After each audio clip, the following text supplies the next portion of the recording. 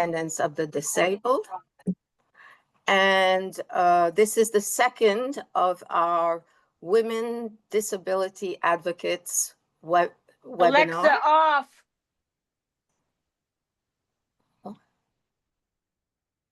Go ahead. Okay. Tonight, I am interviewing Katinka Neuhof, who is actually a BCID program assistant, and she started and now heads our warm line, which is growing. And so I'm going to start by reading her bio. Katinka Neuhof, okay. She was born and raised in Montreal, Canada, by her painter mother, who was a fierce advocate for her daughter's well-being and independence. Katinka was born prematurely with spastic cerebral palsy, sat up for the first time when she was 4, and started walking when she was 5, and has been running around ever since.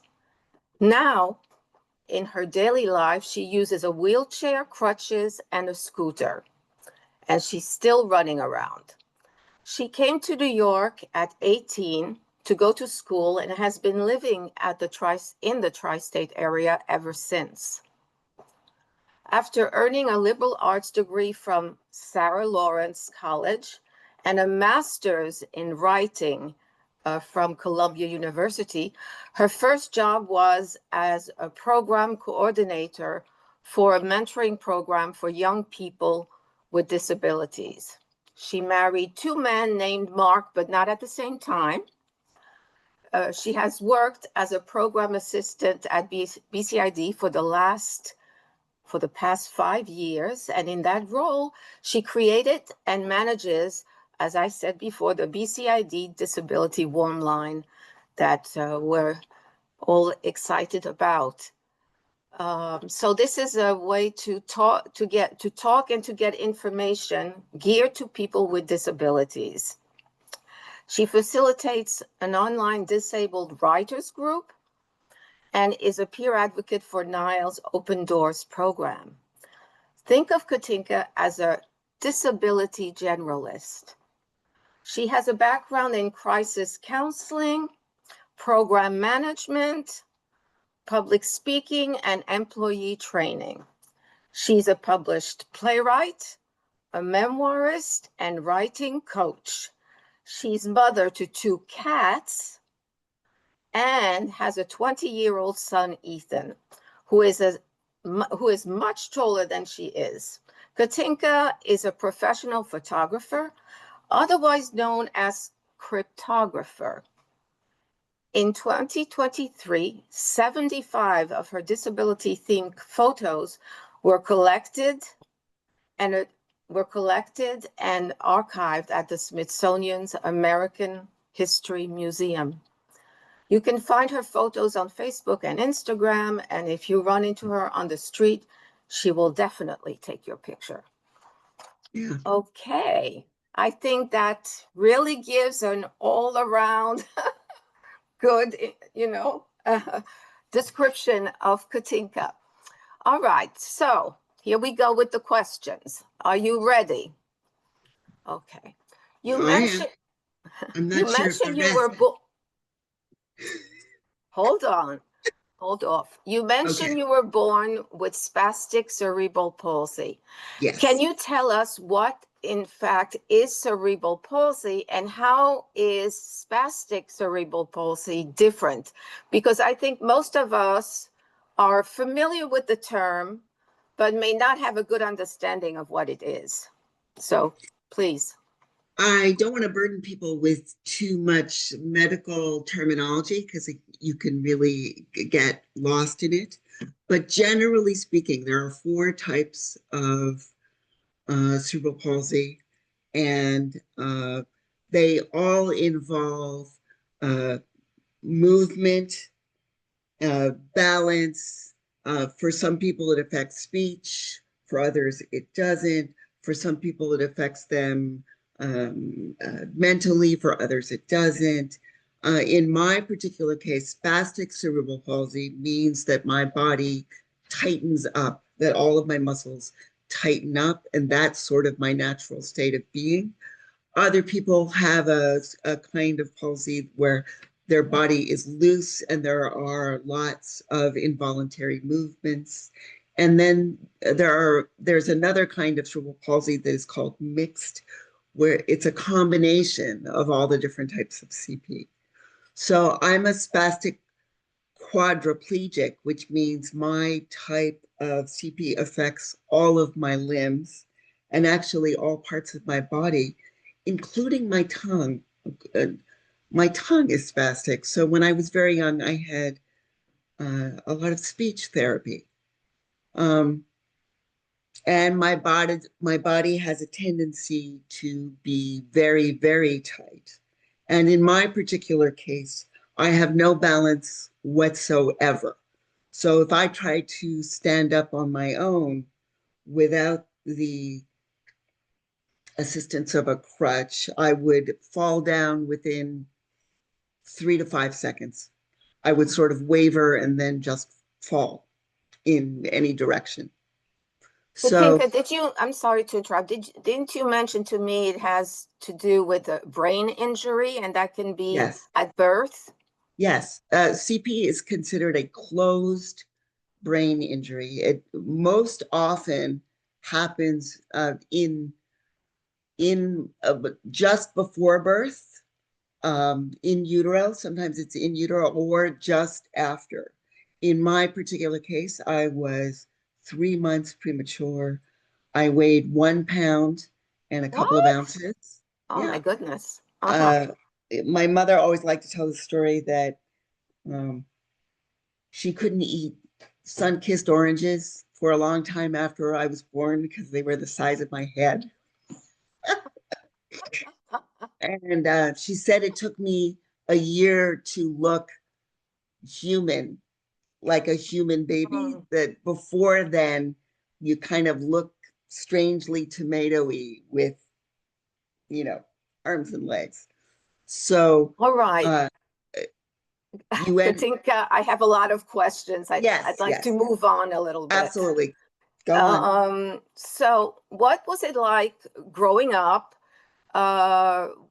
especially your experience in school? Because you said, at 5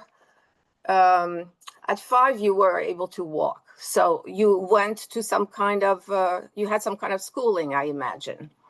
Yeah, this is where the fierce advocate comes in. My mother always made sure that she took advantage of every resource that was available for me at that time. Remember, we're talking about the early 60s. So this was a long, long time ago. So I had PT, physical therapy from the time that I had every kind of therapy that was available, occupational therapy. When I was 5, I was enrolled in a school that was specifically for kids with disabilities. So I went to that school along with a group of children with mixed disabilities from the time I was 5 to the time I was 12. We kind of grew up together. And then at that point, I was mainstreamed into a so-called regular mainstream type school, and then continued from there. So and I think, go ahead. So the school that I went to was called, this is how long ago it was. It was called the Mackay Center for Deaf and Crippled Children. Oh God. Yeah, this predates the word handicapped. So yeah, Wow. it's a long time ago. You were sharing with me before that once you were mainstream, it was very upsetting to you because you were not, your education was not up to par with everyone else, right? The segregated school, let's be real, Right. that's what it was. The segregated school was a wonderful social environment, especially growing up with the same group of kids year after year, um, the same group of teachers who were very dedicated.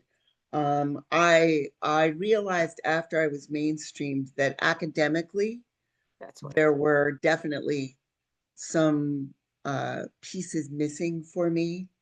I mean, I was doing a lot of stuff on my own, a lot of reading and different kinds of things, but academically, I really struggled for about a year when I was mainstream before I got to my grade level, I would say. And that was a problem. Okay. Socially, though, it gave me great social skills being with the group of people that I was. And I was able to use those once I was mainstreamed. Okay. You mentioned that, yeah, in particular, at 14, you had an orthopedic surgery, so that interfered with school for about a year, right? All during the time that I was growing up, having orthopedic surgeries is very normal for people with cerebral palsy. And so I had all the usual type surgeries. I had my last one when I was 14. And that surgery, unfortunately, was botched the first time around. So I had to have it again. So I was out of school for an extended period of time. And during my rehab period after that surgery, I went back to the segregated school to receive PT and OT. Yeah. So that was a lot to go through, really. Yeah. Yeah. And After, wait. I sorry, want to sorry. say this. Sure, Want to sure. say this. That nevertheless, missing about 1 year of high school with this, with the surgery you had at 14, correct me if I'm wrong, but you Yeah. said that you caught up and graduated high school 2 years ahead at 16 years of age. What happened was, as a result of that surgery and recovery, I decided afterward that I was going to go to what we would call today a charter school, which was a very small school. It was called Mind, Moving in New Directions. All And right. at that school, you could sort of take charge of your academic experience. And I decided that I was just going to do 2 years of high school in one, and because I could. And so I ended up graduating insanely early in retrospect. But yeah, That's great. No, I was that's 16. great. So, yeah, you mentioned your mother and what a fierce advocate she was. Yes. What made her so? I think you started to mention that, but elaborate for a moment. What was it about your mother? My mother, I would only really, if she could belong to any class, I would say she was bohemian class. She was an artist and a painter, and always seemed to collect artists and painters around her. She did everything from painting to performance art. I remember her, for example, painting her entire body blue and then walking around naked. This was normal. Your typical mother. Your typical mother. Yeah, But yeah, yeah. but you said to me that she took you everywhere. She Yes, took you everywhere, and she was always supporting you and making sure that you had all the treatments, all the resources, yes, etc., yes. right? Before I started walking, she on purpose carried me absolutely everywhere. Uh, no matter what time of day, what activity it was, just so that I could see the world, because she realized, since I had a physical disability, that me doing a lot of exploring on my own was going to be very slow and limited. So I remember going to art galleries, to performances, Wow. to bars, To bars? yeah, really early. Yeah. And Okay. Okay. any place I went, I also went. Okay. Now, so then a big change occurred because you got accepted to, I would say, a top university, Sarah Lawrence College, where you started writing. And so you left Canada and you stayed in the dorm there. So your life had really changed quite a bit. And what was it like over there and leaving Canada? And also, what was your experience there like? Was it accessible for you? My main motivation for going to Sarah Lawrence was because before I left, uh, the school where I was going to had recruiters from all sorts of different schools coming to my school and talking about their schools in hope of, snapping up some students. And I remember sitting down with the recruiter from Sarah Lawrence, and we talked for like an hour, just and I got very interested in the school. And by the end of our conversation, he was saying, "Well, let's say you could afford it. Would you come to, this school?" And I said, "Well, I can't afford it, but if I could, I would come." And I didn't know at the time that I was speaking to the dean of admissions. Oh, This was wow. this was long before I'd written the application to actually get into the Wow. school. And it was at the time when I attended the school, the single most expensive school in the United States. And I Yeah, had been raised essentially on welfare by a single parent. So wow. there was Wow. just no That way.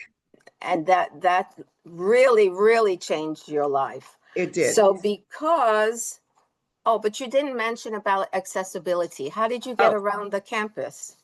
um, the campus was essentially built on a giant hill. It was so inaccessible, but I walked it uh, on my crutches at the time.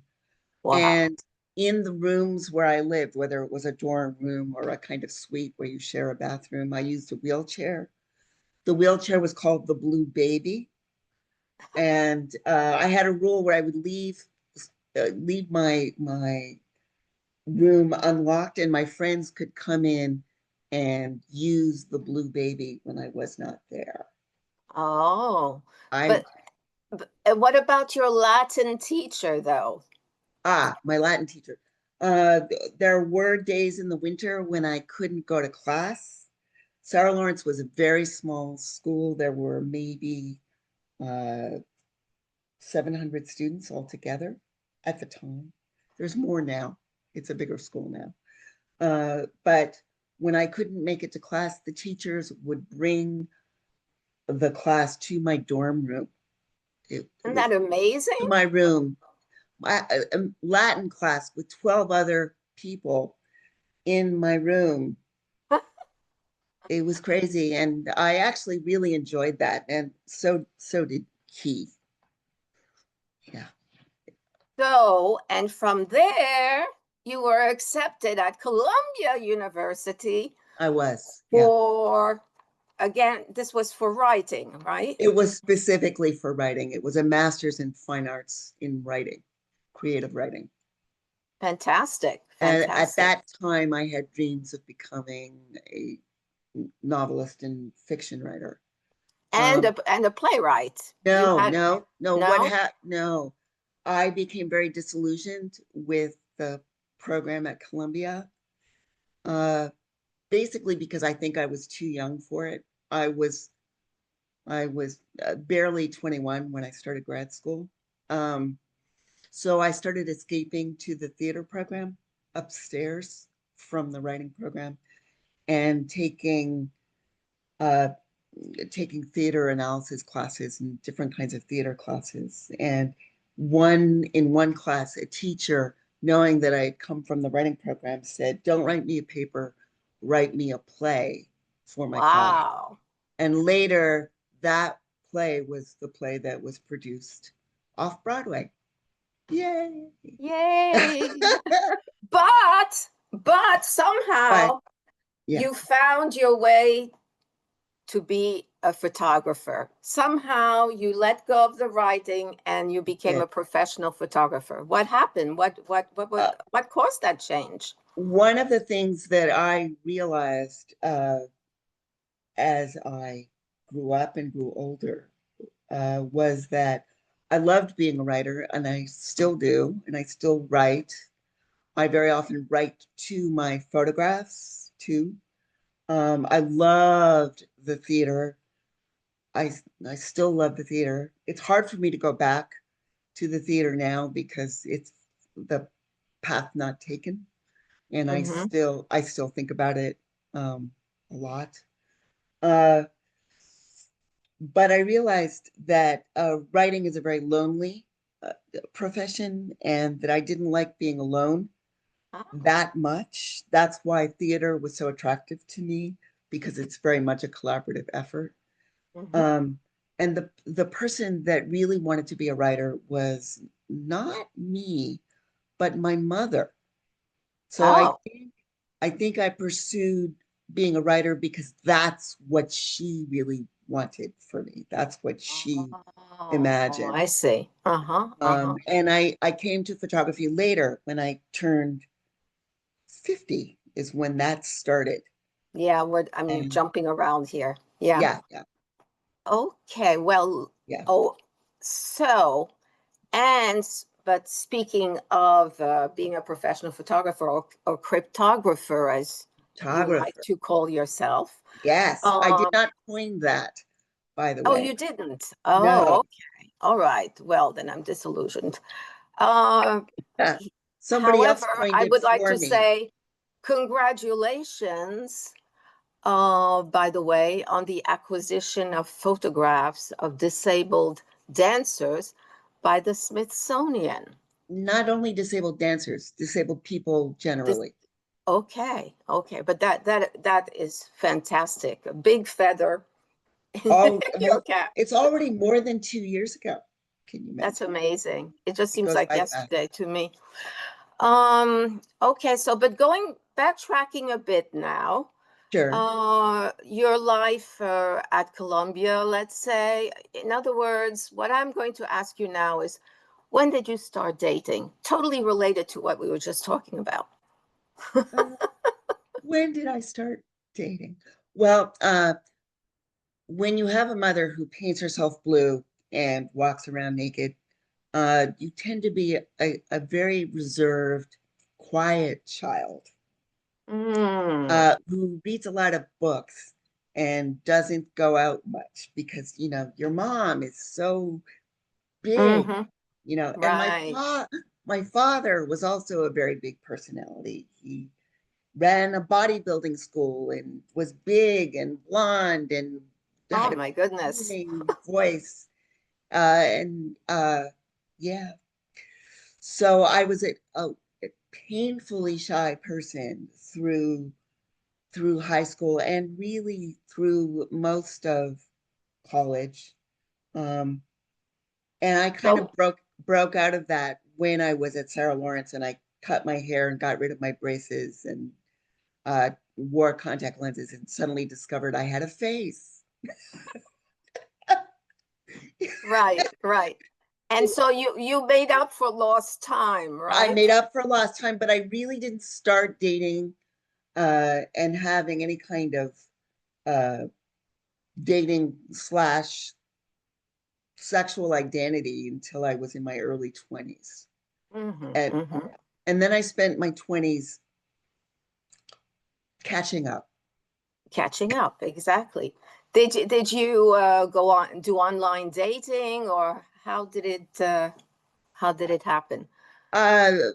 Most often I met people I dated on the street. Everywhere I went, I met people Right, in the that's funny. strangest kinds of ways, and really fun ways. And when I started online dating, it really wasn't, I think, until my early 30s, my mid 30s. That's when online dating was really sort of becoming a thing. It wasn't a thing in the beginning. So, but how was it in terms of having a disability, being disabled? How did that work for Um, you? um, I just really put myself out there, and I realized that if I wanted to meet people, and if I wanted to make friends, and if I wanted to meet men, I would have to be seen on a regular basis so that people around me, able-bodied people, disabled people, could get used to seeing me and learn just by observation that I really wasn't that different from other people, other women my age. So I would develop strategies of like going to the same cafe on a really regular basis and make friends with people that way, and being open to meeting people everywhere I went. I met boyfriends walking in the rain. I met people on subways. I went on a ton of really crazy online dates later, kind of thing. So yeah, you just have to Wow. be open to it and strategic about it at the same time, because if you Mhm. stay home and you don't meet people, then you're not gonna meet people, right? Yeah, and life is So, very different when you do meet people and you and socialize. when I was just starting out with the dating, I was really shy, naive, didn't know much about anything, and had to give myself a chance to learn and be vulnerable and talk about what I didn't know as much as what I did. Mm-hmm. Okay. But my Um, 20s was really fun. They were really, really fun. I had a great time in New York. Wonderful. Yeah. And maybe the people from the audience might want to ask you more in regards to that, to dating, I maybe could in term. I could write a book. And in fact, I did. Yeah. Ah, ah, okay. So let me see now. When did you start it? Okay, I was going to say, do you have any advice about dating? But you already answered that. And then you had a second marriage and you had a pregnancy. You were pregnant. What was Yeah. that Are we like? skipping the first mark altogether? Would you like to talk about the first one? Oh, well, I met him. I met him one day because I was breaking up with someone else and very upset about it and crying in the rain. I thought, oh, great, it's raining. No, no, no, I'm crying. And then someone came and held an umbrella for me and walked me home. And we discovered we lived in the same neighborhood. And that was Mark the first. That was the first Mark. He was an actor. I was a playwright. Oh, Yeah, yeah. And he eventually I had written a play, and he read it and he said, "It's about me, the play. I know it's about me. It's about our relationship." And I'd actually written the play 5 years before I met him. But yeah, men ah, always think the plays are about them. right. Yeah, Absolutely. yeah. So that was Mark the First. And one of the reasons to get married at that point was I needed a green card. Well, that's what I was skipping over, but No, please. no, it's an important thing. Yeah, yeah. Um, uh, I I wanted to be married for real, but I also wanted a green card. So we went through all of the requirements at that time, which are probably much, much easier than they are now. We had to go through immigration interviews and hire lawyers and take pictures, live in the same uh, apartment for a couple of years together. And then eventually I I left that relationship and I moved from the Upper West Side where I was living by Columbia to the Alphabet City Lower East Side, which is it's like moving to another country, essentially. So yeah, That's true. They're after very that, different neighborhoods. But yeah, you've just after that I was on my own. you just incriminated yourself. I'm Why? joking. I'm joking about the green card, No, getting married for the green card. hey, we passed all our tests and we did everything we were supposed to do. So Of yeah. course. Listen, so yeah, talk about being pregnant and what Talk that about was being like and pregnant. how people treated you and how was the OBGYN and the hospital, all of that.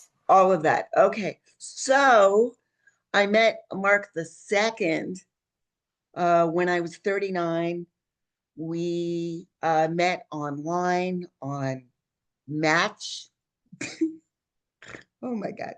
We met on Match, and I think I answered his whatever blurb it was on Match because he could actually write incomplete sentences and he spelled everything correctly. And I thought that was cool, you know.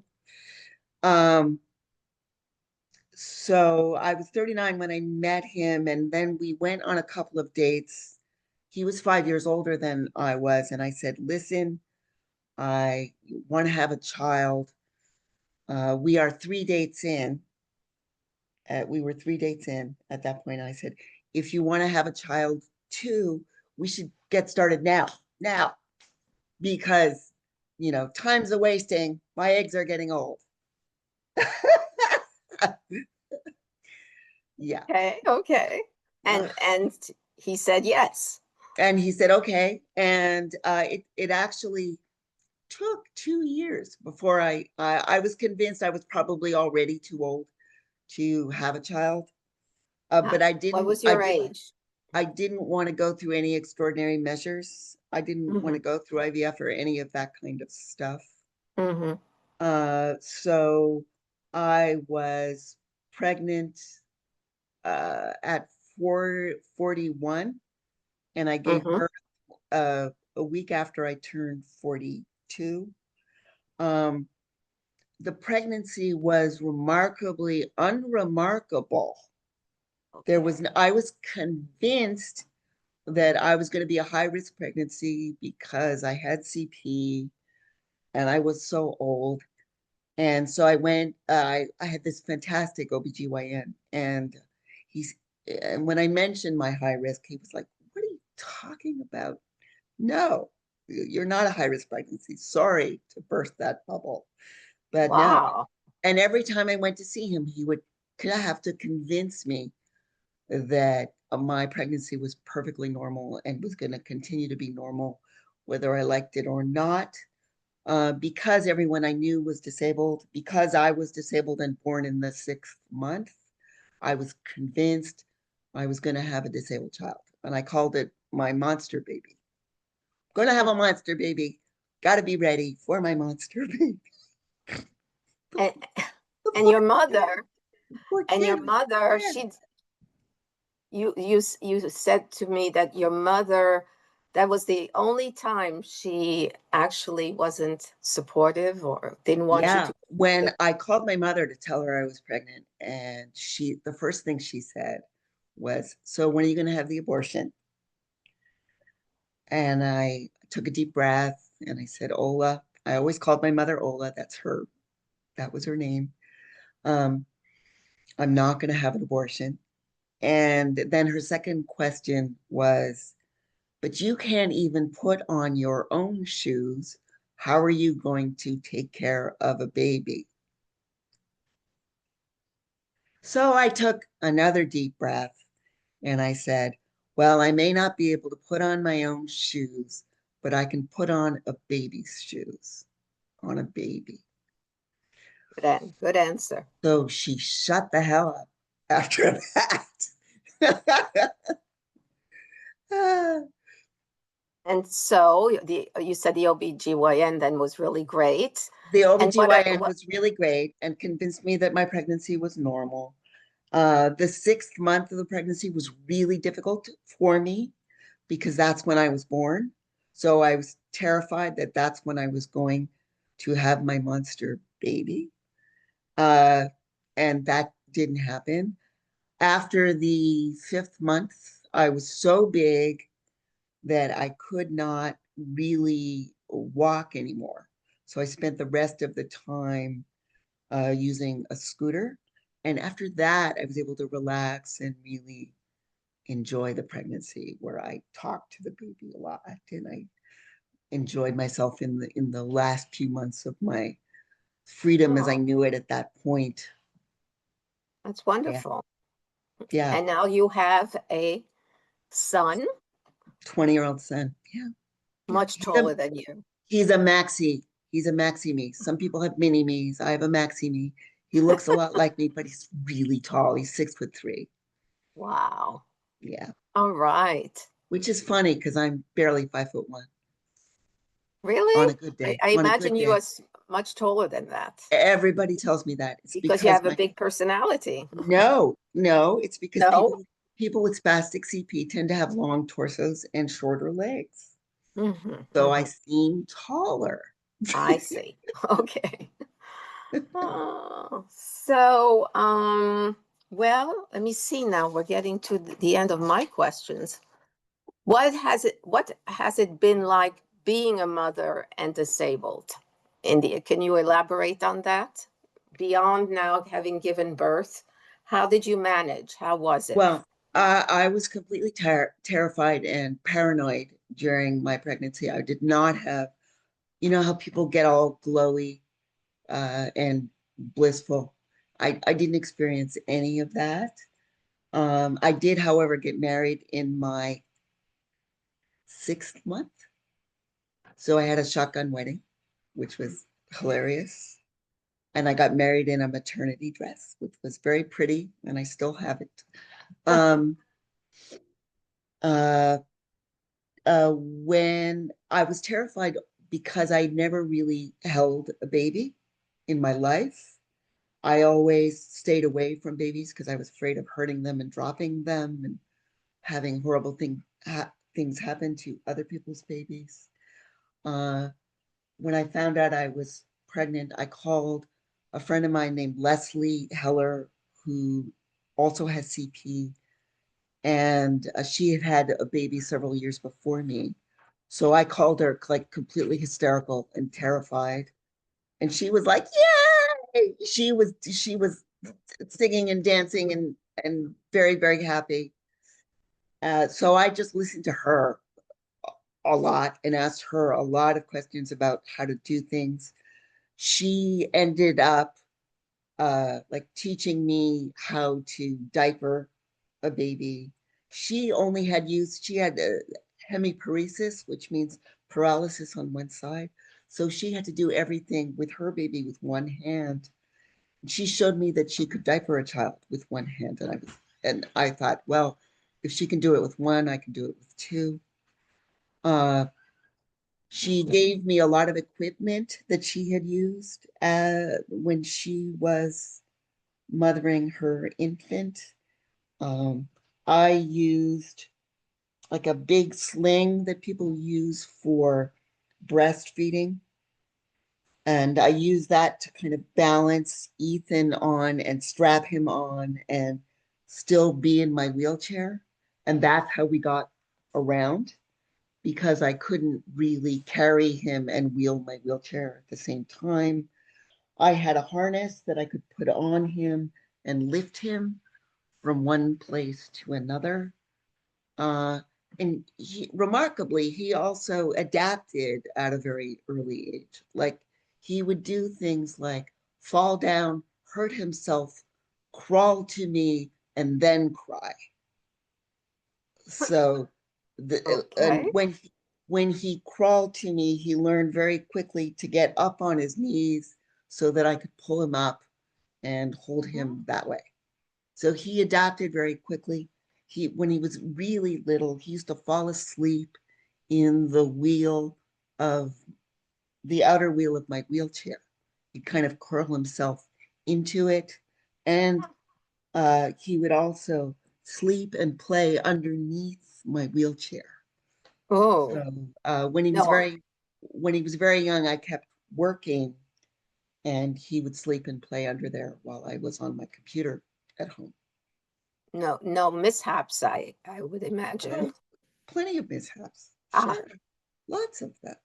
Uh-huh. But that's normal, because right when you think you've mastered one stage with your child, you're into another one, and then you have to learn a whole new set of things. That's very true. Yeah, Very true. yeah. So lots of mishaps, and you learn as you go, and you try not to repeat too many mistakes. And you do that for the rest of your life. Yeah. Yeah. Absolutely. So I thought, I don't know who's keeping time, but maybe we can have some questions or comments from the audience. Well, And it's 6:13. Oh, okay. I would like to say that this virtual space is a safe space for everyone to talk and ask questions. So you are really encouraged to ask me anything you've ever wanted to ask a person with CP, or in fact a disabled person, or if you have a story to tell too, I would love to hear it. Ask me anything. And Anyone? I'm sorry, and anyone if I'm here? uncomfortable, I'll just tell you I'm uncomfortable, but I'll answer the question. It can be a comment as well as a question. I would also like to say that there is one person here who went with me to that segregated school these many years ago, and we have been friends ever since then. So Tara, wave, Tara, hi. It's so great to see you. Tara comes to the writing group that we have, and she is a fabulously talented writer. Oh, that's good to know. Maybe someday we'll get to hear some of your writing. Tara, you may be my oldest friend now. And known me the longest of anyone. Right? do we not have someone on staff who also has CP?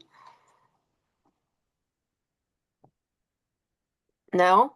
I think we do, but I won't out them. Right. Tara, did you want to say something? You unmuted yourself. Oh, no, just in case I had to say something. Okay. Feel free. That's a great name, Tara, by the way. Mm-hmm. So yeah, Tara and I have known each other since we were 5. Yeah. Yeah. Wow. Yeah. That is a long time. A long time. Kathy has her hand up.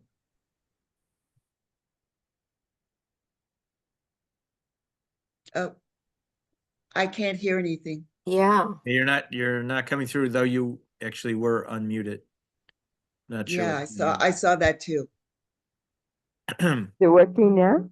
Yes. Yes, now we can hear. Okay. Hey, Thank you for the presentation. I thought it was great. I just had 2 questions. One, you said you had I guess it was a exhibit at the Smithsonian, and is that still there? No, it's not an exhibit. Okay. What happened was one day the Smithsonian slid into my DMs. So a curator, which means that a curator from the Smithsonian contacted me and said, we've seen your photographs on Instagram and we're interested in collecting them and archiving them. So they ended up buying, thank God they buying 75 of my photographs, and they wanted only the photographs that were disability themed. So, which is my primary subject always. Disabled people always come first in the photographs that I take. That's great. So, and we can attest to the fact of how great your photographs are. BCID is very lucky that way. well, So thank you. It's the thing I love to do most in the world. So, And just my second question was real quick was, you said you did a play, and I was wondering, like Broadway play, would you, off, you know, off, would off. that ever be shown again, or, you know? that's an interesting idea. Mhm. I wrote disability themed plays as well. Quite a few of my plays have received professional readings. A couple of them get taught because of their disability themes. So they're taught in disability studies type classes. Sometimes I get asked to speak in various college classes because I bring a certain, disability perspective, and people get to ask a lot of questions, which is always really fun. But I think that you were So asking about putting on staging them. So yeah, there was one play that was collected into an anthology. It was actually one of my early ones. It was called Blue Baby, based on that blue wheelchair that I had. And the anthology is called Staring Back. You can still find it on Amazon for like 75 cents. And it was an anthology of different disability themed writings by disabled writers. And that play was in a one-act festival, I guess in the mid-90s at some point. So it was running for a couple of weeks as part of the festival in a little off-Broadway. Right. I know Well, there's maybe I could talk you into a new staging. I know there's a bill concerning about getting more funding for productions and that with people with disabilities. That was just before the disability that the whole committee in the city council just the other day, actually just last week. So I'm happy to say that 15, 20 years later, there are many more disabled playwrights out there. There are more productions that are being put up. There are many more disabled actors. When I was starting out, there really weren't very many. There were no schools that accepted disabled actors. Now that's different. So and accessibility has there are grown. disabled actors, there are disabled filmmakers. The arts has really seen an upturn in accepting our work and having it be part of the artistic expression. Absolutely. Absolutely. Anybody else? I have a before question. No, wait. We actually had people with their hands up and. Oh, okay. I'm sorry. So let's do Elizabeth, Jessica? then Elizabeth first, Jessica, and then Milagros. Okay. My question to you is this: Yes. did your son, when he started school, was he ever embarrassed because his mother is in a wheelchair? Was he ever bullied? He wasn't bullied so much because I was disabled. He once came home and he said, and I mean absolutely no offense when I say this, he said, "Mom, everybody thinks that you're a lesbian." He was much more concerned at that time about that. And I said, "They do?" And he was like, "Yeah, what do you think?" And I said, "Well, I think that's just great." That was my response, And I said, Robin, right? Robin was my best friend. And he said, "Of course I know Robin." I said, "Well, she's gay and she's Black and she has disabled children. What about that?" So we, that's how I took on that conversation. And I think I was considered more strange because at that time I had blue hair. So that's what made me stand out more than the fact that I was disabled. No, he's never really had a problem with that. Jessica? How did you get into photography? How did I get into photography? In my 50s, I kind of woke up one day and realized that I was quite depressed and that I needed to do something to get me out of the depression that I was feeling. I have had depressive episodes my entire adult life. At that point, I was very unemployed for a long period of time. I couldn't get hired no matter what I tried to do until the pandemic happened. And then all of a sudden I could get hired because we could all work from home, which is something that disabled people knew a long time ago and we've been yelling about ever since, one way or the other. But at that time I was very depressed and I said, in order to feel better, I'm just going to take a dumb picture of a flower with my very unsophisticated phone at that time. And every day I'm going to post that picture and write about it. So that's what I did. And for a little while, I took really awful pictures of flowers and posted them and wrote about it. And then someone I knew in online who was a photographer contacted me and said, you don't know it, but you have an eye for photography. And I said, no, I don't. I take terrible pictures. Look. And he said, yeah, I know, but you have an eye. And I said, no, I don't. So I ignored that for a while and continued taking bad pictures with my phone. And then about 6 weeks into taking a picture every day, I woke up one day and something happened in my brain.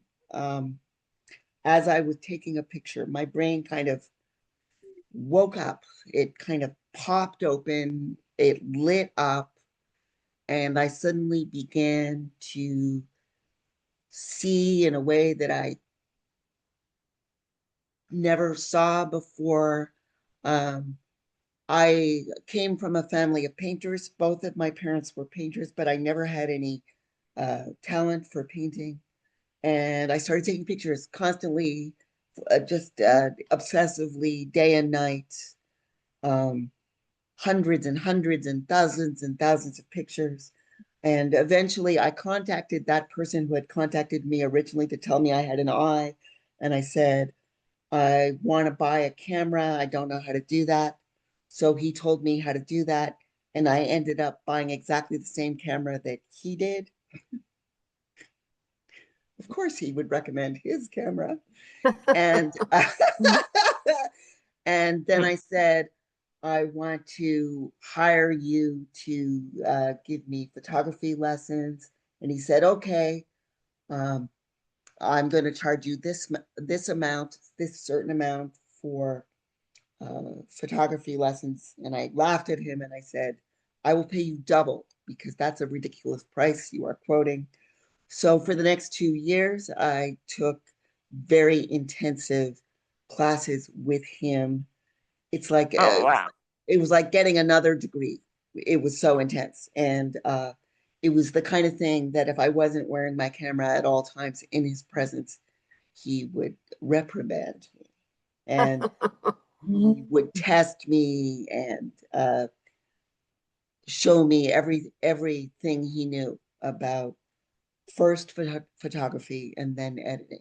I love photography and I love editing my photographs even more. It's my Zen place. It's where I become peaceful. Oh, Wonderful. I think Milagros was next and then Lily. I'm sorry, I couldn't figure out how to put my hand up. It wasn't allowing me. That's okay. So my question to you is, Katinka, how did you deal with the non-disabled and the disabled dating thing. See, my mother always told me, don't date a disabled guy because you don't want anyone with a disability because you need help. So what's your opinion on that? I think you should date whoever the heck you want to date, Well, I one agree way now, or the but other. I grew up with my Disabled, mother non-disabled. saying that. With online dating, there's always the question, do I disclose? Do I not disclose? How do I do that? Same thing with a job. Do I disclose that I have a disability? Do I not disclose? You really have to do what is comfortable for you. The way that I handled it for online dating, for example, which is the way most people date now these days, is I would say before we met that I had a disability, that I walked with crutches, and that was as far as it went. And then when we met in person, which would always be shortly after, I would fully talk about what my disability was and how it worked. But so I would give them a little bit of a clue beforehand and then really be open in person. So they were free to ask questions, and the same questions always came up when you were dating. So how does someone like you have sex? That always, they go right for it most often. Yeah. Millie, I just want to say real quick that if you take that advice your mother gave you, no one would ever date you. Why don't we Uh, move on to uh, Lily? Go ahead, Katinka. I dated both disabled and non-disabled people. So I did not discriminate. Right. I wanted to just have fun, wherever I went and whatever I did. And I did. So Lily will be the last question. It's So, 6:28. no problem. I just want to know how did the other photographers who had no disability feel about you becoming their territorial? How did they handle it? Because a lot of time, if you're not the disabled community is a great place, but when you come out there, maybe some of them you get some pushback from it. I discovered a couple of things, especially when I got a professional looking camera, is that you immediately become a member of some kind of boys club. The vast majority of people who are photographers are men. So they see your camera, you see their camera, you start talking about cameras and sharing all the camera goodness between the two of you. And photographers always come up to me and try to give me advice about how to hold my camera and what to do with my camera to take better pictures, etc. And I always say, oh, really? Thank you very much. And then I just do what I normally do. So they can give me advice all they want. I'm still going to do what I'm going to do, which is not what they do. I hold my camera in a way that enables my body enables me to hold the camera, which is not a conventional way to hold it. I can't hold it the way you're supposed to. My pictures are always crooked because my body is crooked. So sometimes I want my pictures to be crooked, sometimes I don't, so I can fix it in the editing. People are constantly giving me advice about photography, and generally I say, thank you very much, and I move on. Thank you. Okay. Thank you very much. Milenka, do you want to close at 6:30? Well, I think this was great. I think we really enjoyed listening to you, Katinka. You have so much to share.